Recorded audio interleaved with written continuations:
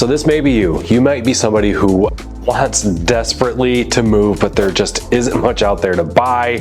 Why do we have such an inventory bottleneck? Well, I'm here to answer that for you today, and it's actually not quite as complex as you might seem. I'm Brandon Faber. I'm a local realtor with RE/MAX of Grand Rapids, serving the West Michigan area, and this channel is dedicated to helping home buyers and sellers understand the market, understand how to sell their property, and all things real estate. You can stay up to date on information like this by subscribing, and no matter where you are in the United States, if you want somebody like me to help you buy and sell real estate, be happy to place that connection. Just connect with me at one of the links below.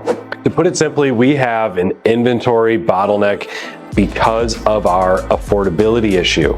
If you remember back in early 2022, we had interest rates in around 2.65, which is insane. They had been at that level artificially for a couple of years. Then in the middle of 2022, the interest rates started to climb. We jumped into 5.5 up to 6% super quick, and that caused a crisis of affordability that is not left.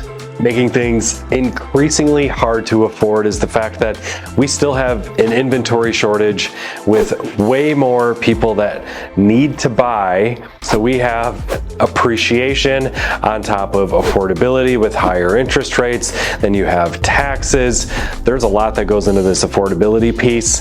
And to top it all off, the median income that was needed to purchase a home in 2022 versus now in 2024, in some cases across the United States, has increased by 50%. So you needed to make 50% more to afford the same median price home in your area. And Grand Rapids is not immune to this. We are at 37%. So we are seeing median home prices go up, and thus we need 30% more for our median wages to afford those homes.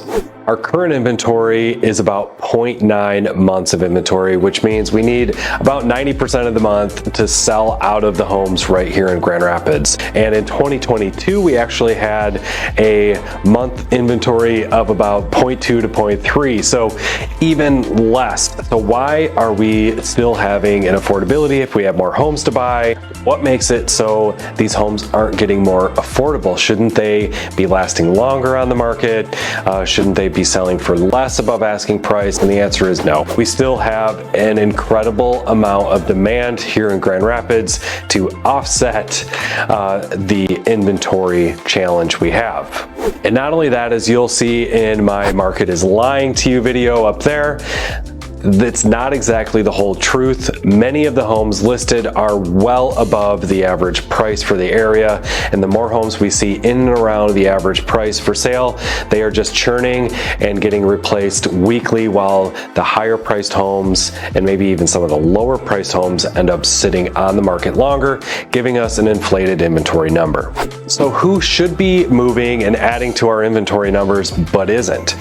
What would make sense is that the baby boomer generation, which ends up owning across the United States 42% of the homes, which is incredible, they should be moving, right? They are getting to the point where they don't need their big houses. They've been in their home for a long time. They have a ton of equity.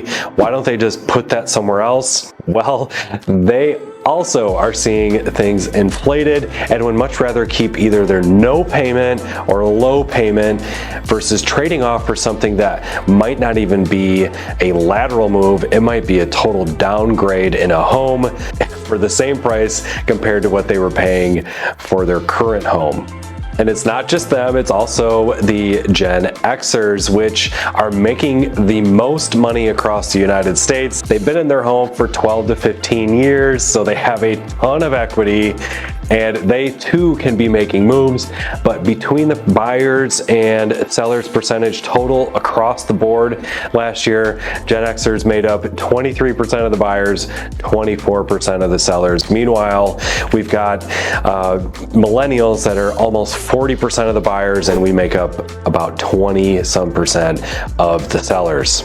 We have a huge population of home buyers that need to get in homes. They want to get out of their rents, and the millennials, they have some properties, but they want to upgrade in home. They're sick of being in their current home, but they just have nowhere to go because the leap between where they are at first-time home buyer status, or maybe it's their second, up to that next move, that leap in affordability just isn't there for them. So they're looking for that middle market, which is where a lot of the Gen Xers and also the baby boomers have their homes, and they are staying put. You might be thinking, all we need to cure this affordability crisis is lower rates. And while yes, that will help, I think there is a good middle ground compared to where we are and where we were. Somewhere 5 to 5.5% would give us a pretty stable market for affordability and also appreciation. But if we were to just jump back down to 3% rates, you would see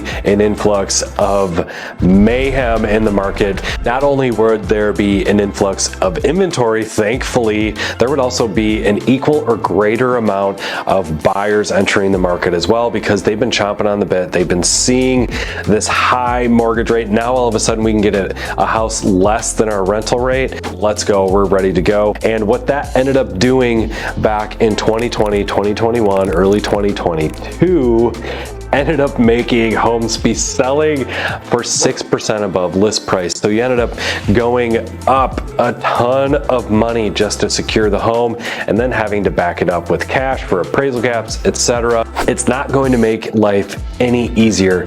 Now, yes, the affordability could be better for most people. However, the obtainability might take a hit.